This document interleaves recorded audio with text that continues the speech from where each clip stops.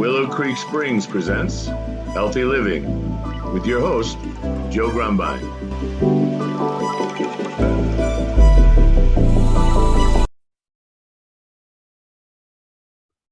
Well, good afternoon and welcome to the Healthy Living Podcast, brought to you by Willow Creek Springs. This is a podcast where we talk about everything that has to do with healthy living, problems, solutions, experts, people going through every kind of issue whatsoever. Hey, let's get together, let's work together and create a world where healthy living is easier. I am here today for the first time with Ann Johnson. Ann, welcome to the show. How are you doing today? Good, Joe. Thanks for having me. Fantastic. All right, first thing I'm going to do is I'm going to ditch my background. The problem with these backgrounds are that they make you seem not real, and you come and go out of the field of vision. So you get my boring office door behind me, but at least it's the real deal. So and we just met not too long ago, and you've been connected to part of my Willow Creek Springs team, and I just, you had posted something that I was kind of touched by, and I says, man, we should talk. And turns out you're involved in some of the events that Troy and Heather are involved with, and turns out you're part of this healthy living community already. And so I said, wow, what a perfect fit it would be. So why don't you just introduce yourself a little bit? Well, as Joe said, my name is Ann Johnson. I live in the beautiful state of Idaho, southern Idaho. And yeah, I met Troy and Heather last year at our annual Western Days, which was just a year ago this last weekend. And my daughter had some anxiety, so I met Troy and Heather and got some anxiety spray, and the rest is pretty much history. I'm a total believer.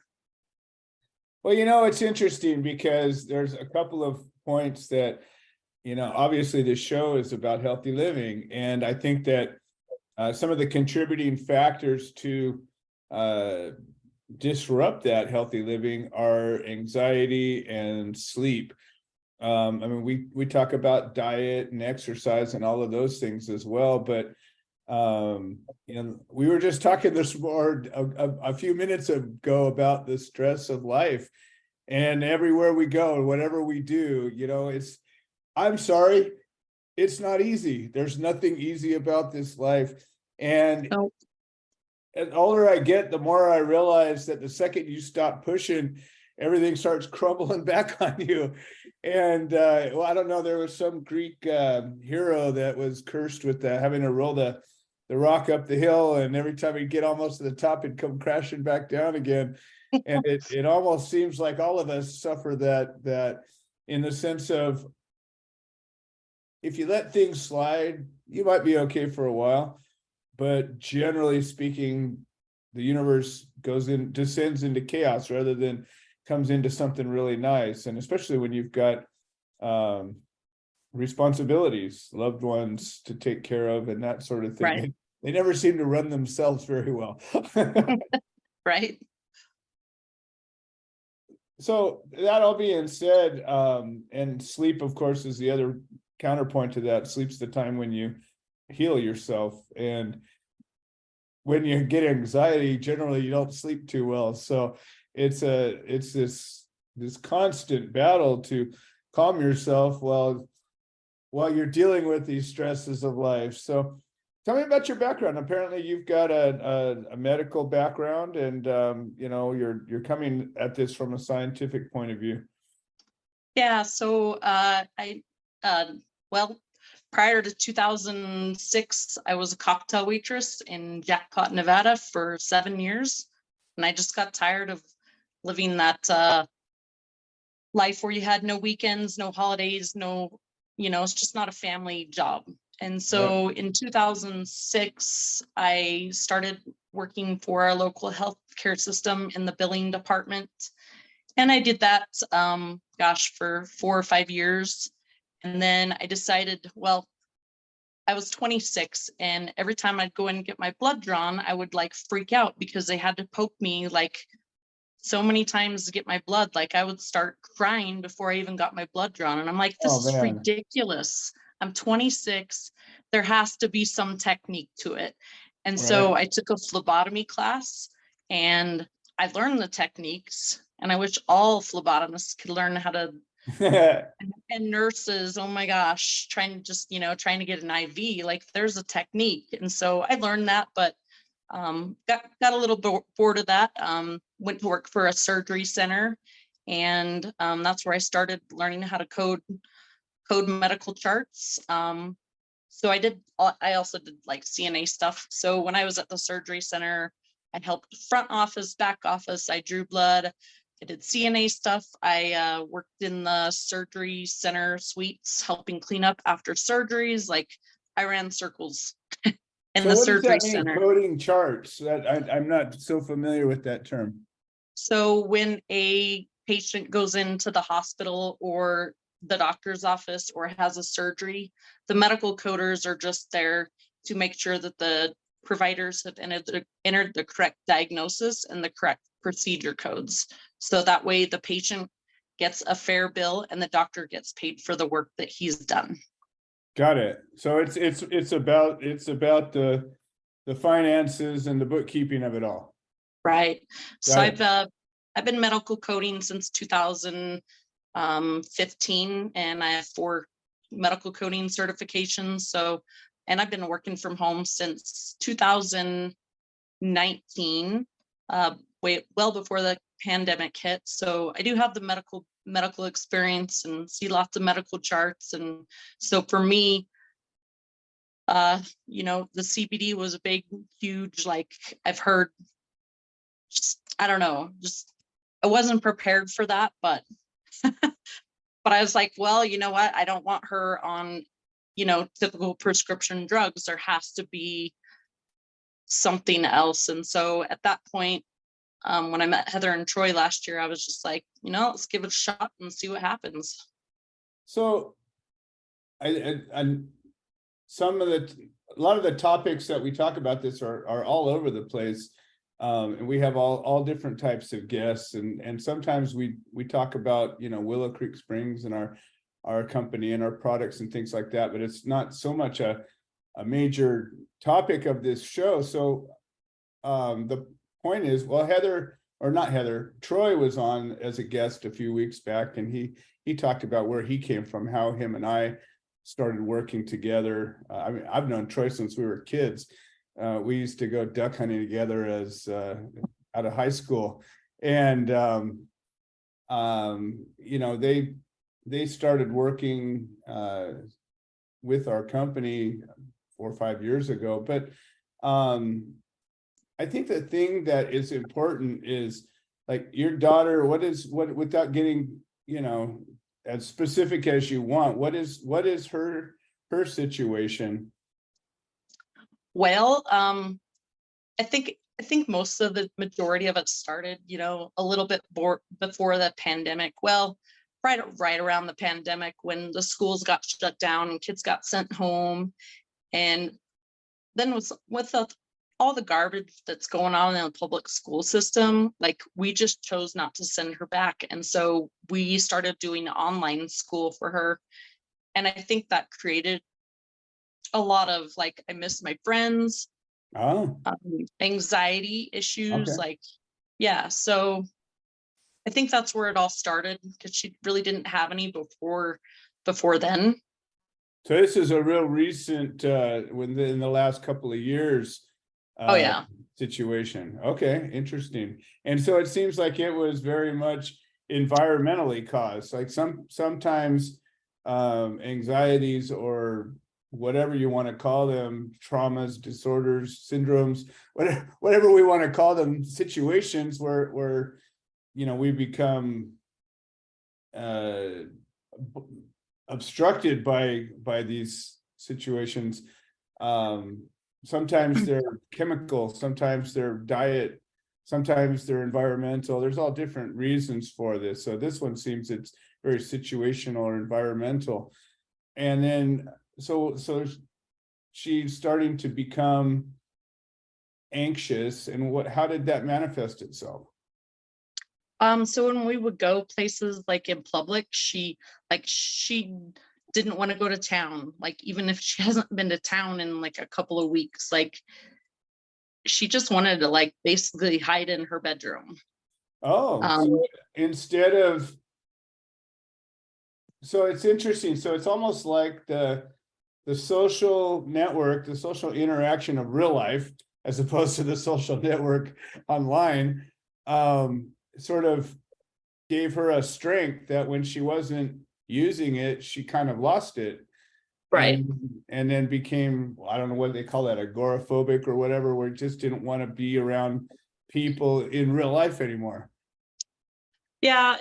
And me coding so many medical charts and seeing all these different encounters that come across, like it's super common. Like, in trying to get these kids into counseling is almost impossible, because all these counselors and social workers, therapists, like they're jam-packed. It's impossible. Wow. I guess I'm in the wrong business. I know, right? So yeah, so last year, like I took her to the first day of Western Days with me, and she wouldn't even leave the tent to go pee, which was like, I don't know, 300 feet. Like, she wouldn't even go use the bathroom. Like, I pretty much had to like take her. She wouldn't go get any kind of like a food or drink or anything. She wouldn't. It was like she was scared. And it's like, well, nobody's gonna get you. You're a big tall girl, and I'm pretty sure nobody's gonna kidnap you. Yeah, Idaho is a fairly safe place compared to California. Oh yeah, yeah. So that's when I was like, okay, this is baloney, and we're gonna try this. And sure enough, the next day she was like, I'd given her the AOK anxiety spray. And so we left here probably like, I don't know, pretty early, but then I gave her the anxiety spray probably like 7:30, and the parade started at 10. So she had to go out there like at 9:15 and get a chair so she could watch the parade. And she took her chair out there all by herself. She stood and watched the parade, and half the time I couldn't even see her. And I know for a fact, if she hadn't had that spray, like, she would have sat in the tent the whole day with me. Like, she wouldn't have gone and done that. So that was amazing. Well, and the thing is, I guess we could talk about that just for a bit, because that's one of my proudest formulas, because it works so well for so many people. And the key of it, it's funny because you talk about CBD as the active ingredient, but the truth is the formula works without CBD. And yeah, so the CBD is like what we call, it's a catalyst in this situation. It helps by itself with anxiety. So some people could take some straight CBD oil and get anxiety relief just from that. So it has its own value specifically for relieving anxiety. But the blend of the herbs that are in that formula also work even without the CBD. I have a client that's in another country that they can't use CBD there. I can't export it to this country, and they love the formula, but they can't have CBD in it. So we're testing it over there right now, and so far the results are good, that without CBD it still is effective. Oh, wow. What happens is the CBD, it does two things. One, it helps to relieve anxiety, and it's primarily an anti-inflammatory. So when you think about anxiety, everything in your body gives you an inflammation response, right? Every single problem, that's your body's answer to everything, right? Whether it's nerve endings flaring up, whether it's fluid going to a wound or an injury, whether it's, that's what our bodies do. Anything goes wrong, boom, inflame. And so that's the magic of CBD, is it's such a wonderful anti-inflammatory. It both benefits your body's natural anti-inflammatory system, and it suppresses your body's natural inflammatory system at the same time. So it's quieting down the part of your body that's going, inflame it, and it's also improving the part that says, settle it down. So both of those things are happening at the same time. But the magic thing that I discovered about CBD by itself is that it helps other things work better. And so there are a lot of natural ingredients that have that sort of effect, like cayenne pepper is a catalyst. And so sometimes we put a little cayenne pepper into a formula, not because you want it to get hot, but because it just makes everything work faster, makes it work better. For many years ago, I was a painter, and sometimes we worked with special paints that had two parts to it, and they had a resin and they had a catalyst, and that resin was the body of the paint. That was the thing that made it thick, but that catalyst, without it, it would never dry. Sure. And that catalyst in it, and boom, it gets hot. Next thing you know, it does its thing. So there are compounds that act in that way as well. And so it just turns out that CBD is really effective. So, my wife and I have been making these herbal compounds for 30 years, more than that. And before we knew about CBD, we were using, hemp seed oil as an ingredient, and we found it to be a really great carrier oil. But and I was using other cannabinoids coming from California, as you might imagine, to great success. But, obviously that was a jagged market that, you just can't bring that to the Western Days show. And, but once we figured out that we could isolate the CBD, we started studying it, we came to figure out that this was the case. And of course, you study, you try it out. I'm always the first one to try my own formulas, because I figure, well, if it works for me, maybe it'll work for you. If it doesn't work for me, it might work for you anyways, but at least I'll be the first one to find out if it, tastes horrible or has some kind of a negative side effect. Now, your experience with modern medicine, and even if it's primarily in the charting side of things, you're also, in dealing with nursing and blood drawing and that sort of thing, you're very aware of medical processes, right? Yes. And so, I think where we're coming from as a company and the types of things that we make, one of the most important things that I look at is safety, because I look at things like FDA, like I have to put an FDA disclaimer in everything I make that says this is.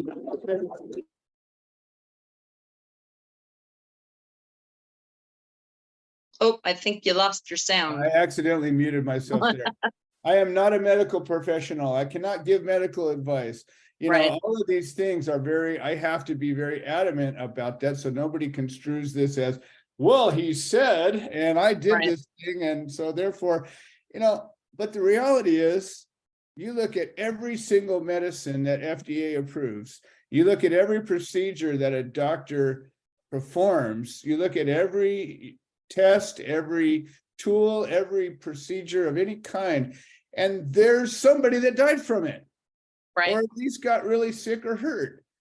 And to me, that's the part that's not okay. Like, I understand there's some kind of acceptable risks that people take in a dramatic situation. Like, let's see, you've got a tumor, and if we don't do anything for it, we know what's going to happen. So if you want to take a chance and do this risky procedure, you'll have a chance at living. What do you want to do? But that's not how they treat it, is it? Don't even get me started on the jabbity jab. Yes. I know. Most Americans were forced to get, or they heard it on the news, so they darn well better go get it. It's like, why do Yeah, you get your advice from the news? Like, I couldn't agree more. Guess who doesn't have a job? yeah, me either. Good for you. And I refuse. guess who never got sick? Yeah, well, I did twice, but I'd rather take my chances and get sick than take my chances of all the nasty side effects and deaths Agreed. that have occurred since that. But My that's a wife whole got it nother twice show. too, and she survived it, and she didn't get the shot, and she's glad she didn't get the shot. And Yeah. you know, the point is, I know when just sliding down that rabbit hole just for a second, because I have yet to talk about this on my podcast, so you get to break the ice on this. I've been wanting to, but I'm not the one leading the charge. I let everybody else open the doors. But I know dozens of people that have had negative side effects directly connected to that vaccine, one of them, including one person who is immunocompromised, two people, one that has lupus and has suffered dramatically and has gone in the hospital twice. The second one has an immunodeficiency disease, and she's now got heart problems that she didn't have before. And one guy died 2 days out or a day after he took the shot, and now he's not here to talk about it. Oh yeah, I know many people. My father-in-law, he's a long haul truck driver, and there were a couple of his friends that died just within days of having it. And so I code a lot of family medicine and internal medicine and EKGs, and you would not believe the thousands of EKGs that we had sitting in our work queue. And I'd say 70% of them or more. And I'm not like writing these numbers down, Right. You're just my noticing. head, Right. in my head, 70% or more of these people getting all these EKGs and coming in to the ED or the cardiologist or just the family med providers. 70% of them have had the hokey pokey. So Right. I don't know, let's start putting two and two together, folks. I couldn't agree more. It just drives me crazy. You know, the part that really got me was the social controls that they were pushing. You know, this was a social agenda that the people in power took horrible advantage of.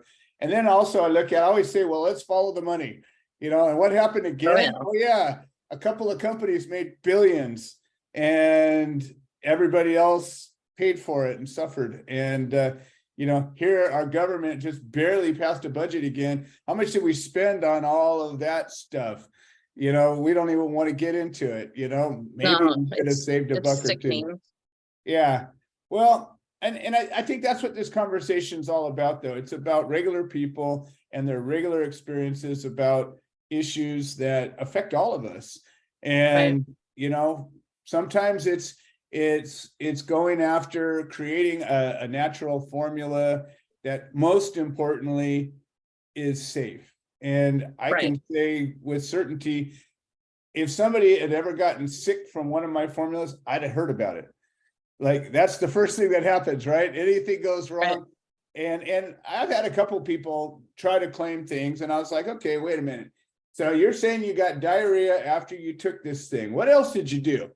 Oh, well, I was drinking last night, and you know, there's always this other thing that was happening that nobody bothered to, but I took your thing and I got this, so therefore. Yeah. Or I went to Wendy's and had fast food and magically you have diarrhea. Wow. Exactly. That old Del Taco burrito got me again. Gosh dang it, you know? Right. So, you know, I think that that's one of the things that's really important in this whole healthy living conversation is, you know, risk assessment, harm reduction. You know, doctors claim they take an oath to harm no one, right? That's right there in that. My dad was a surgeon. I know this stuff. And my dad was a good surgeon. He was actually a world-renowned surgeon. But you know what? He's dead now. You know why? Because doctors don't lie. Well, he didn't take care of himself. He had diabetes, he was overweight, had heart disease, and all completely avoidable things, you know, and now he's not here. And I think to myself, man, you know, what if we applied the things we learned? What if we applied, like, not what you learned in medical school, because frankly, medical school was written by the pharma companies. And I'm not saying it's all bad. I'm just saying, Right. if I'm a pharma company and I'm writing a curriculum for physicians, maybe it's going to be a little heavy on the drugs. I mean, just maybe, right? I'm just saying, I mean, you know, and again, let the chips fall where they may. You know, we Right. look at go to a doctor, what's going to happen? You're going to get a prescription. You're never going to go to a doctor and not get a prescription. I've never seen it happen. You go to a doctor, you're going to walk out of there with at least some samples of some drug in your hand. And I guarantee you, every single drug that you get in your hand, put in there by a doctor who said he was going to harm no one, there's at least one person that's gotten sick or died from that. Oh, yeah. So how the hell? I mean, that's what I want to know. You know, you know what's really cool though? There's a type of doctor called an osteopath. And my very first guest on this podcast is an osteopath. And she was telling me about the way she trained and the way she studied. And they use holistic devices and techniques and modalities, as well as Western medicine, allopathic, you know, treatments. And they can use surgery, they can do all these things. And to me, it seems like really such a good balanced approach, but you don't ever see osteopaths anywhere. Well, so several of my providers that I code for in family medicine are osteopath medicine doctors. And honestly, they do more prescription drug management than anything. And they were one of the biggest pushers of the hokey pokey. So oh, you're kidding me. I don't know. Well, and I think it's the health system that they worked for. So I'm pretty sure that they were told that they had to push that. Probably. And I know that they're starting to see all the, you know, the side effects and stuff from that. So you don't hear a whole lot anymore now, do you? I haven't heard them pushing it much anymore, but our radio commercials are still telling you to go get it. Right, and it's just like, shut that off. The pandemic's over. Exactly. Well, listen, Ann, I knew this was going to happen. I really enjoyed talking to you. We're out of time. And this is what happened. So I'd love to have you come back. I think we barely scratched the surface of our conversation. Hopefully you're having the same kind of experience I am. I just like talking to people that share something in common, and we can share some experiences. I don't know, is there anything that you're promoting and you want to let people know about? I know you're running the Western Days there in Idaho. We have getting quite a following out there. Well, it was, so I do what's a brand called Dusty Roads, and they're an all real nail polish strip. And they're all Western styles. And then they also do like ball caps and hats and coats and wild drags and all kinds of fun stuff, but they usually have a matching pedicure or manicure. So yeah, that's kind of my sideshow. It's my getaway from the house and have a social life since I code from home. That's my social life. Fantastic. How does somebody get a hold of you if they want to learn more about that? So they can go to my Facebook group. It's called Gold Buckle Nail Bar and Boutique, or give me a call at 208-490-2306. Well, thank you so much, Ann, for joining me. Hopefully we can get you back on soon and continue this conversation. Ann Johnson, folks, this is Joe Grumbine with the Healthy Living Podcast. Thank you for joining us. We'll see you next time. Thanks, Joe.